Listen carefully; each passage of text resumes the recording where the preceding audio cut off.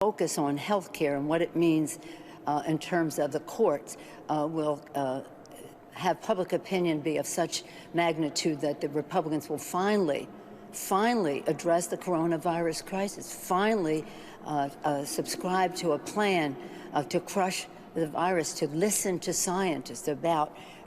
Okay, so let's go and stop that right there. Reason being is, so if you're somebody that only follows on the left, follows left-wing media, CNN, you know the outlets, especially if you only listen to Nancy Pelosi, which, God, I hope that isn't the case. Everyone's been trying to do something about the coronavirus. They've been doing what they can. On top of that, unlike the state governments, the state is responsible for their reaction to COVID-19. This woman constantly keeps saying that people on the right and Republicans aren't doing anything. Every single state, their governors have done something, and it was up to their governors what they did and how they did it, including closures, mandates on masks, everything. But every single time this woman comes out and speaks, she just constantly says how they are denying science and blah, blah, blah, blah, when she comes out and just repeats the exact same thing that people have been doing about testing and tracing, and we even know there's issues with that. And all she wants to constantly keep saying is that they keep refusing to do things. Trump damn near comes out every single day and does a press release on COVID-19. So if you only listen to her, then yeah, it sounds like no one's doing anything. But when it comes down to it, it's up to the states. And you guys know what your states have done or have not done for you, or what they're still doing to hurt you or help you. It's not up to the federal government. This isn't a dictatorship. It's up to your state. And this woman constantly keeps saying, as if they're not acknowledging it, when Trump comes out and talks about it almost every damn day. It's just the facts that they come out and talk about it. Then for her to turn around and say that they might finally acknowledge it. Come on now. But let's keep going. Testing, tracing, treatment, mask wearing, sanitation, ventilation, social distancing. Why have we not adopted that as a country? That is a place where we can slow the growth and perhaps crush this virus. Instead, just want to bring it up. Biden said he was going to do a national mandate on masks and found out that legally he was not allowed to do that. So why she's talking about making this a standard across the country, once again, not allowed to do that, even though they constantly keep talking about it as if the federal government is the one that is failing. It is up to your local state, once again. well, I don't want to go into instead. You know what instead is.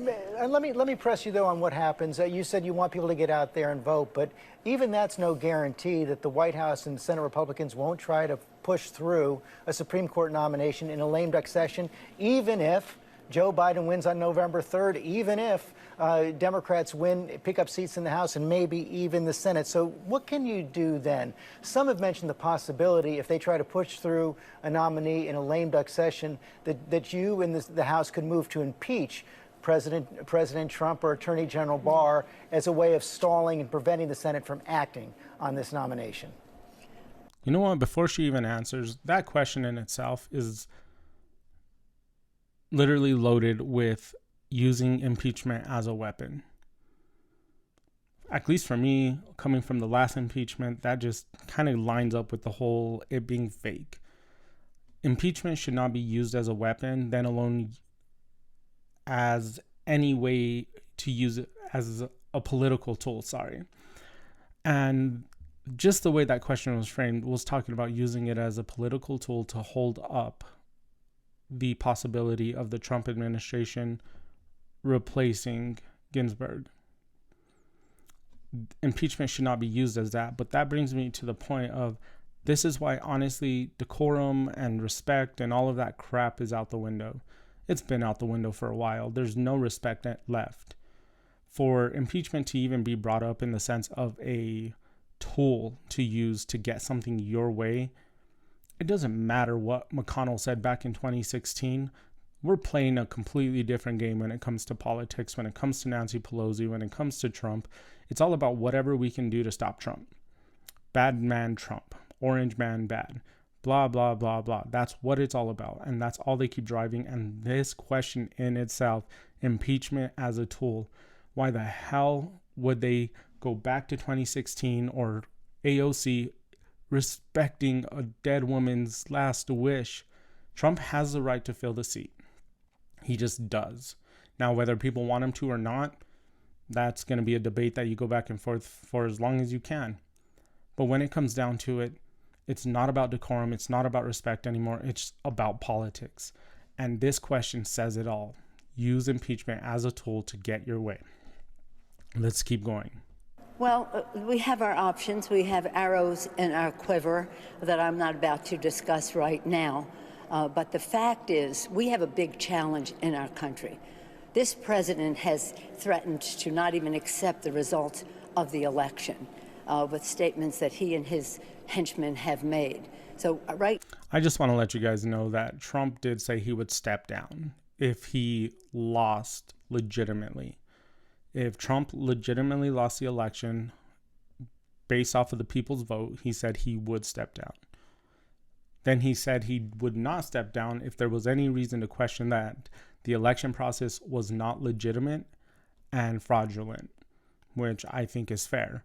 But if you want to step to Biden's side, Hillary even came out and said that Biden should not secede in any circumstances.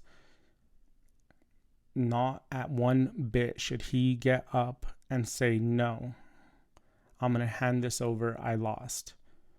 That's a problem.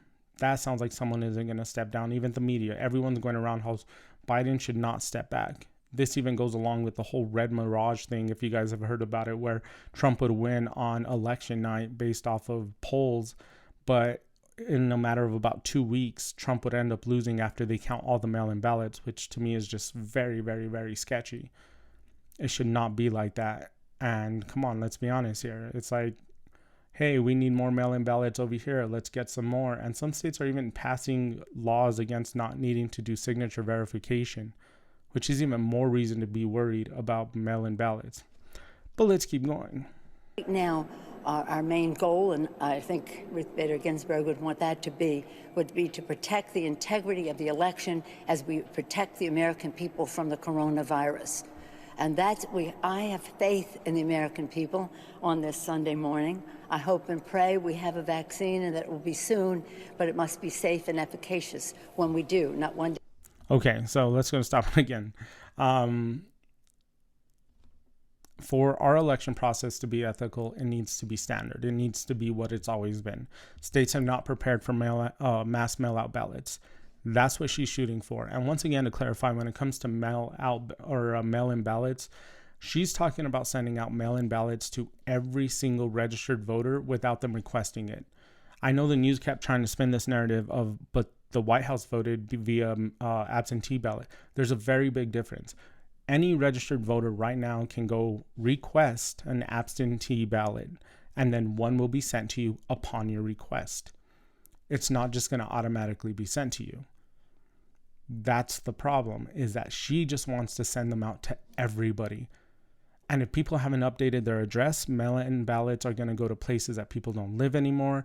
And with them starting to pass these laws of signature verifications no longer required, anyone at that residence can fill it out and send it in. On top of that, go look it up. Mailmen, even just being lazy, not even dealing with politics, lose mail. They trash it. There's videos of mailmen throwing mail in the trash. Imagine if your mailman hates your political views, be it Biden or Trump. They're going to trash it. They're going to say they got lost. It's going to happen. So once again, people, if you have any interest in voting, get up and vote. It is the best option. Of course, if you are at high risk of COVID-19, do a mail-in ballot, but try to do everything that you can to get up and go vote. But some states are even making it difficult. Let's keep going. Day sooner, not one day later than that. But the fact is, this administration has been a total failure in protecting the health and well-being of the American people, and it has had an impact on our economy. The lives, the livelihood, and the life of our democracy are threatened by this administration. So again, when people say, what can I do? You can vote, you can get out the vote, and you can do so as soon as possible. 10 states, as I said, on Friday, started their early voting the day that we lost Ruth Bader Ginsburg. But to be clear, you're not taking any arrows out of your quiver. You're not ruling anything out. Good morning. Sunday morning. We have a responsibility. We take an oath to protect and defend the Constitution of the United States. We have a responsibility to meet the needs of the American people. That is, when we weigh the equities, protecting our democracy requires us to use every arrow in our quiver. And finally, if the Republicans, though, still are successful, many... I know it's not very clear, but to me, that's play every dirty political game that we can play in order to get whatever we want, and we want it our way. That would worry me. That does worry me. I don't know if it worries you, but once again, we've seen them play dirty games, and dirty games come from both sides. I'm not going to say one side's innocent, the other side isn't. One side's right, one side's wrong, but really we're at a point that it's you deciding who you think is going to hold up the integrity of this country the best. Because crazy old people like this, who should not be in office, who grew up in a time of racism and knowing racism, are now sitting and saying they care about minorities, and they don't. They don't. Like, tell me if I'm wrong, but are there old videos of Nancy Pelosi fighting for civil rights? If there are, please send them to me. But it's people like this that should worry you. People like Biden that should worry you. They're politicians. Their whole goal is to get what they want. They've been in politics for how long? They know how to play the game. They know how to say what they need to say to get people to believe what they want them to believe. They're manipulating people.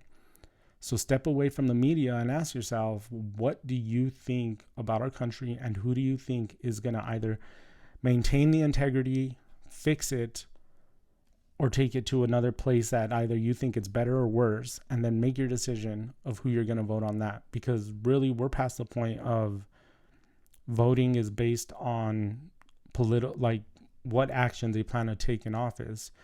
Like, this is one big issue now. Who's going to destroy our country, and who's going to keep it put together? Let's keep going. Many of your colleagues have called for, again, if a majority has voted for Democrats in November, expanding the court in retaliation.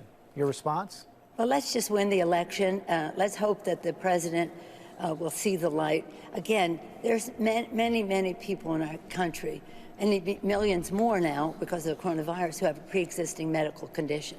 The president has not been truthful in what he has said about that. He is in court to crush the pre-existing condition as he crushes the Affordable Care Act instead of crushing the virus. So people have something at stake in this. Okay, I want to say once again, I'm like, this whole virus thing, it just bugs the hell out of me, because the only way to crush the virus is a vaccine. That's the only way. The only way to crush it. There's no other way to crush it. The only way you can stop and crush a virus is a vaccine. Go watch videos before even COVID broke out about viruses, outbreaks, pandemics, epidemics. And it takes 12 to 18 months to come up with a vaccine. If they can come up with a vaccine before the end of the year, that is absolutely crazy. But then they're over here now spinning the narrative of, oh, but if it's rushed too quickly, I would be concerned about it. You have major pharmaceutical companies behind this, like Pfizer, who aren't just going to pump out a freaking vaccine based off of, oh, Trump said we need to get this out. No, I'm like, it is the integrity of their company that is hinging on this. If they pump out a vaccine and it kills millions of people, it's going to be a problem. That's why they're going through stages of trials. Trump is not a scientist. Trump is not the one in the lab creating the vaccine, the same way he was not in the lab creating a virus. It's going to have to go through trials. Has to go through the FDA, the CDC, and needs to be studied. And if one comes out, then one comes out. But it wasn't because Trump put pressure on them. But yet this woman over here, crazy Pelosi, is saying, we need to crush it. We need to crush it. We need to crush it. Well, there's only one way to crush it, because Trump came out the other day about wearing masks. If you inappropriately wear a mask, I'm like, you could heighten your risk of catching the virus if you don't wear them correctly. If you don't dispose of them correctly, you can get it on your hands, touch your face, blah, blah, blah. A vaccine is the only way to stop this. A virus doesn't care who's in office, who is in power. Viruses kill. That's what viruses do. They want to spread. Decision and how quickly the president wants to go. I don't think they care about who said what, when, and all the rest of that, but they do care about their own health and well-being and the financial health and well-being of their families if they are subjected to unlimited cost because of a pre-existing condition, as well as eliminating the caps that have been placed by the Affordable Care Act on what insurance companies can charge. So on top of that, just every time she comes out, she tries to find a new issue to talk about. Now it's the Affordable Care Act. Like, that's why he wants to get somebody in Ginsburg's seat. She's over here just speculating and speculating and speculating and saying crap out of her mouth over and over and over again, where she's just trying to get people to say, oh no, we need to be afraid, we need to be scared, instead of having people go look up what is actually happening. It fits a narrative if she can get people afraid that they're going to lose this, this, and this, and this, orange man bad. That's the main goal. If we can scare you enough, then you might actually vote for Sleepy Joe Biden, who runs off stage every time he's done talking. Let's finish this up. This is about the people. It's about their health, their economic well-being, the health of our democracy. We have a great deal at stake here. I think we should be very calm.